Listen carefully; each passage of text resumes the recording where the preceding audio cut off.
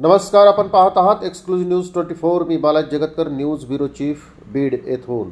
Republican party of इंडियाचे राष्ट्रीय अध्यक्ष तथा केंद्रीय मंत्री रामदास आठवले यांची केंद्रात तिसऱ्यांदा मंत्रिपदी निवड झाल्याबद्दल बीड येथे रिपाईचे युवा प्रदेशाध्यक्ष तथा जिल्हाध्यक्ष पप्पू कागदे यांच्या संकल्पनेतून भव्य दिव्य असा सत्कार सोहळा संपन्न झाला। या सत्कार सोहळ्याला रिपब्लिकन पार्टी ऑफ इंडियाचे महाराष्ट्रातून व संपूर्ण जिल्ह्यातून समर्थक कार्यकर्ते मोठ्या संख्येने उपस्थित झाले होते। सभा सुरू होण्यापूर्वी भव्य दिव्य स्वरूपात रॅली काढण्यात आली होती।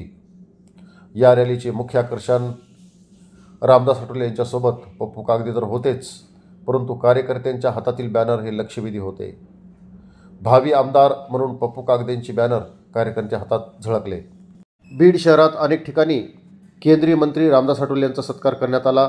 त्यामध्ये विशेष म्हणजे पालवण रोडवर वाल्मिकी समाजाच्या वतीने भव्य स्वरूपाचे स्वागत व सत्कार करण्यात आला। या प्रसंगी पप्पू कागदे समवेत होते। वाल्मिकी समाजाचे नेते, पदाधिकारी, कार्यकर्ते मोठ्या संख्येने सहभागी झाले होते। सत्कार सोहळ्याचा भव्य दिव्य कार्यक्रम बीड शहरातील छत्रपती संभाजी महाराज क्रीडांगण येथे संपन्न झाला। या ठिकाणी हजारोच्या संख्येने समर्थक कार्यकर्ते उपस्थित होते। सत्काराला उत्तर देताना ज्यावेळेस रामदास आठवले हे स्टेजवरती आले, त्यावेळेस उपस्थित जनसमुदायाने आपल्या हातातील टॉर्च लावून त्यांचे अनोख्या पद्धतीने स्वागत केले। हा नजारा बघण्यासारखा होता। संपूर्ण ग्राउंडवर हातातील मोबाईलचे टॉर्च सुरू असल्याचे चित्र पाहायला मिळाले। या प्रसंगी बोलताना पप्पू कागदे यांनी इशारा दिला आहे, आम्हाला या निवडणुकीत जर डावलले गेले, कानाडोळा केला गेला तर करेक्ट कार्यक्रम करू, आम्हाला हलक्यात घेऊ नका, अन्यथा धडा शिकू, असा थेट इशारा त्यांनी आपल्या भाषणातून दिला आहे। केला तर त्याला धडा शिकवल्याशिवाय आम्ही खाणार नाही। आणि म्हणून या ठिकाणी आज आठवले साहेबांचा सत्कार सोहळा मी राजकीय भाषा अधिक करणार नाही, कारण आज आनंदाचा दिवस आहे आणि म्हणून त्याच्यामुळे मी कुठलीही राजकीय भाषा करणार नाही। पण एकच या सभेतून सांगू इच्छितो, महाराष्ट्रातल्या राजकारणाच्या नेत्याला, जर तुम्ही आम्हाला काही तुम्ही जर हिरवून बघत असाल तर त्याला आम्ही धडा शिकल्याशिवाय राहणार नाही। एवढंच बोलतो ना, आठवले साहेबांच्या पुढील कार्यक्रमाला मी शुभेच्छा देतो। जय भीम, जय महाराष्ट्र। रामदास आठवले आगे बढ़ो। परम पूज्य डॉक्टर बाबासाहेब आंबेडकरांचा, परम पूज्य डॉक्टर बाबासाहेब आंबेडकरांचा। अरे जोर से बोलो, अरे ताकत से बोलो, अरे जोर से बोलो। जय भीम, जय भीम, जय भीम, जय भीम। धन्यवाद, धन्यवाद।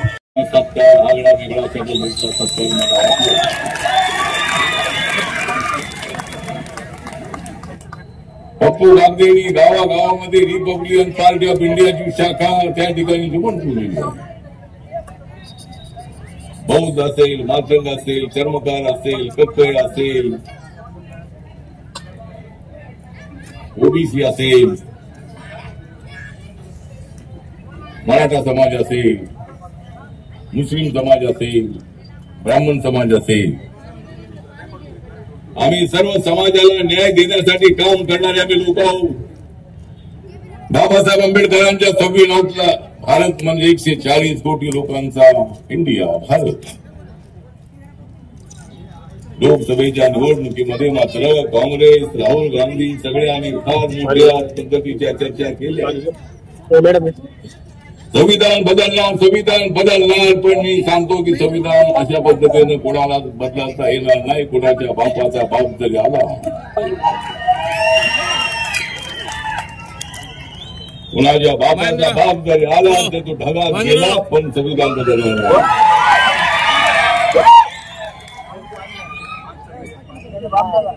आपल्याला काम करायचं आहे समाजासाठी, समाजासाठी काम करायचं आहे, गोरगरिबांसाठी काम करायचं आहे, उपाशी तपासी माणसाला पोटभर खायला द्यायचं आहे। ज्याच्या अंगावर कपडा नाही त्याला कपडा कसा मिळेल याचा प्रयत्न करायचा आहे। ज्याला शिक्षण नाही त्याला त्याचं शिक्षण मिळेल हा प्रयत्न आपल्याला करायचा आहे। भारतीय दलित पॅंथरपासून या जिल्ह्याशी माझा जवळचा संबंध आहे। मुंबईमध्ये राहणारे बीड जिल्ह्याचे लोक मोठ्या ताकदीने माझ्या पाठीशी उभे राहिले। मराठवाड्यात लोक त्या दुष्काळामध्ये ज्या वेळेला मुंबईला आले, मराठवाड्यामध्ये प्रचंड दुष्काळ पडला, माणसाला खायला मिळेना, पाणी नाही, जेवण नाही, अशा पद्धतीची परिस्थिती त्या काळात होती. आणि मराठवाड्यातली माणसं पुणे मुंबईला मोठ्या संख्येत आली. त्यानंतर मुंबई सुरू केली होती त्यावेळेला मुंबईने सुद्धा माझ्या पाठीची ताकद उभं राहून मला पाठवलं दिलं. मराठवाड्याने मोठी ताकद दिली. नामांतराच्या लढ्यामध्ये आपण मोठ्या संख्येनं सामील झालो. मला मिळालं बळ, मराठवाड्यानं मला दिलं बळ, म्हणून माझी महाराष्ट्राने काढली नाही बळ.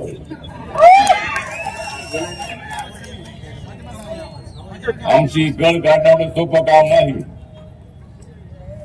आम्ही शांत बसणारे लोक आहोत, अपमान सहन करणारे लोक आम्ही आहोत. पण बाबासाहेब आंबेडकरांचा अपमान, दलितांवर अन्याय अजिबात आम्ही खपवून घेणार नाही. आम्ही मराठा समाजाच्या आरक्षणाची मागणी आम्ही केली सर्वात अगोदर. आज मराठा समाजाचे नेते आज जागे झालेले आहेत. आम्हाला आरक्षण नको अशा पद्धतीची भूमिका ज्यावेळी होती त्यावेळी या पट्ट्याने मराठा समाजाच्या आरक्षणाची मागणी केलेली होती. मंडल आयोगासाठी आम्ही सातत्यानं मोर्चे काढले आणि गोपीनाथ मुंडेंसारखा नेता, प्रमोद महाजन यांच्यासारखा नेता नामांतराच्या लढ्यामध्ये आमच्या पाठीशी उभे राहिले. नामांतराच्या लढ्यामध्ये गोपीनाथ मुंडे, प्रमोद महाजन आमच्यासोबत जेलमध्ये होते. नामांतरासाठी बीजेपीचा त्या काळामध्ये पूर्णपणे पाठिंबा होता. आज आम्ही भारतीय जनता पक्षाबरोबर माननीय एकनाथ शिंदेच्या सोबत, अजितदादांच्या सोबत आम्ही आहोत. प्रामाणिकपणे आम्ही तुमच्या सोबत आहोत. आमची किंमत झालेली नाही कमी, आमची किंमत झालेली नाही कमी. तुम्हाला सत्तेवर बसवण्यात येतो मी तुम्हाला हमी. माझा समाज तुमच्या पाठीशी आहे, पण आपण सुद्धा आम्हाला काहीतरी दिलं पाहिजे. पप्पू कागदेंसाठी केची जागा द्या द्या अशा पद्धतीची चर्चा झाली. पंकजा ताईंची सुद्धा त्या मंत्री असताना त्यांच्यासोबत चर्चा झाली होती. 2019 मध्ये पप्पू कागदेला केची जागा मिळायला हवी होती, पण अचानक नवीन उमेदवार आणण्यात आला. वर्षानुवर्ष काम करणाऱ्या पप्पू कागदेंसारख्या एका नेत्याला तिकीट त्या ठिकाणी मिळालं नाही. माननीय मोदी साहेबांनी मला मंत्री केलेला आहे, मोठी गोष्ट आहे. देशामध्ये आमचा पक्ष वाढतो आहे. नागालँडमध्ये माझ्या पक्षाचे 2 आमदार आहेत. मणिपूरमध्ये माझा पक्ष रिकॉग्नाइज पक्ष आहे, तिथं माझ्या पक्षाला 17% मतं मिळाली लोकसभेला. अनेक राज्यामध्ये माझा पक्ष आहे. नरेंद्र मोदींचं काम अत्यंत बाबासाहेबांच्यासाठी अत्यंत चांगलं काम आहे. पण महाराष्ट्रामध्ये आम्हाला सत्तेचा वाटा मिळाला पाहिजे. अरे आम्ही तर तुमच्या दुश्मनांचा काढलेला आहे काटा. आम्ही तर तुमच्या दुश्मनांचा, काँग्रेस, राष्ट्रवादीचा, शिवसेनेचा काढलेला आहे काटा. कुठे वाटा तरी तुम्ही का देत नाही आम्हाला आमचा वाटा? आम्ही जास्त मागत नाही. आमची जेवढी ताकद आहे तेवढी ताकद आमची आहे म्हणून आम्ही मागतो. अजूनही केच्या संबंधामध्ये विचार व्हायला जरी सिटिंग आमदार असलाही एका बाजूला सगळा समाज माझ्या पाठीशी उभा आहे, त्याचा विचार बीजेपीने करणं अत्यंत आवश्यक आहे. आणि मराठा समाजाला मी सांगतो की मराठा समाजाच्या पाठीशी आम्ही आहोत.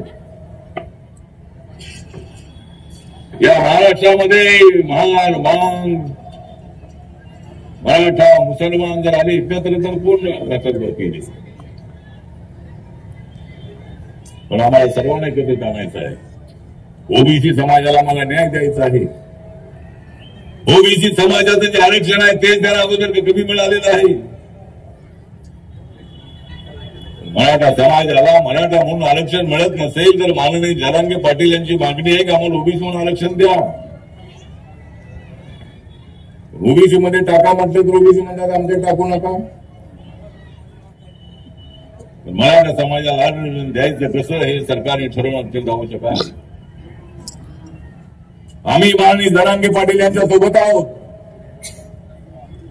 आपल्याला आरक्षण मिळालं पाहिजे, पण ते आरक्षण देताना ओबीसीवर अन्याय होऊ नये अशी आमची भूमिका आहे.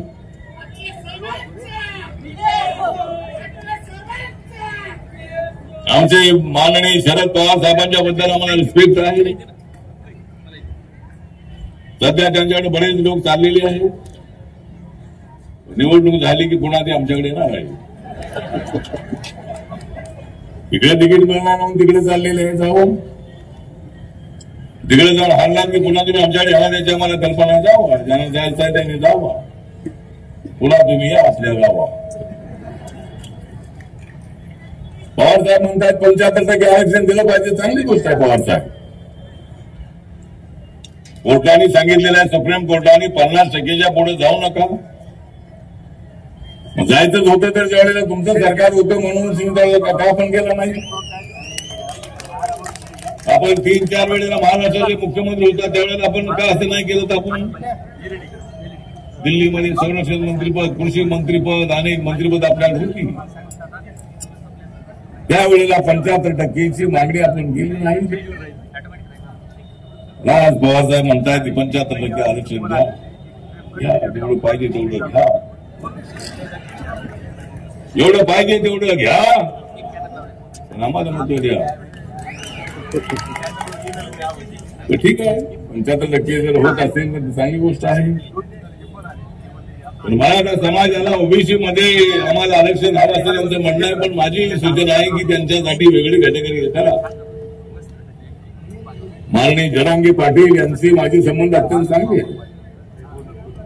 जरांगे पाटील यांनी समाज खडबडून जागा केलेला आहे. मराठा समाज माननीय विनायक मेटे सुद्धा होते. शिवसंग्राम चालवत होते. अखिल भारतीय मराठा महासंघामध्ये ते युवकाचे नेते म्हणून होते. अत्यंत ऍक्टिव्ह होते. शशिकांत पवार यांच्या सोबत ते अगोदर होते. एक अखिल भारतीय मराठा महासंघ आणि ज्याच्यावर आमची कॅन्सरनी होती त्या कॅन्सरने एकदा अलायन्स केला होता. काही सभांमध्ये आमच्या शिवाजी पार्कच्या शशिकांत पवार आले होते. त्यावेळेपासून आम्ही मराठा समाजाच्या आरक्षणाला पाठिंबा दिलेला आहे. त्यामुळे आज विनायक मेटे साहेब आपल्यासोबत नाही.